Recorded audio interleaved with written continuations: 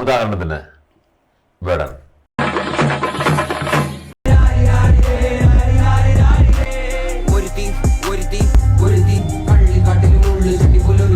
വേടൻ.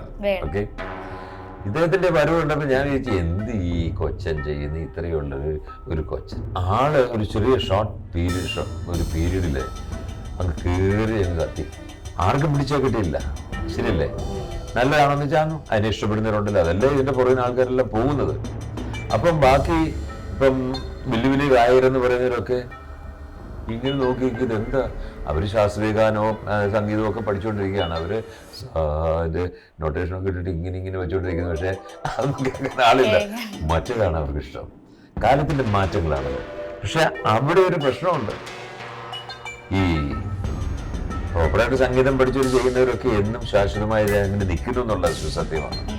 പക്ഷെ വേടൻ ആ വന്ന പോലെ ഇപ്പം അദ്ദേഹം ആകുന്നില്ല. എന്ത് പറ്റി? ഇപ്പം കാണാറില്ല. എന്താണ് ഇനിയിപ്പം എനിക്കറിയില്ല. വല്ല പ്രശ്നം അദ്ദേഹത്തെ ആൾക്കാർ തഴഞ്ഞോ ഇല്ല. ഒരു കാലത്ത് പിടിച്ചോ കിട്ടാത്ത രീതിയിലൊരു പോക്കായിരുന്നു കഴിഞ്ഞ 2 വർഷമായിട്ട്. ശരിയല്ലേ? ഇപ്പം എന്ത് പറ്റി അദ്ദേഹത്തിന്?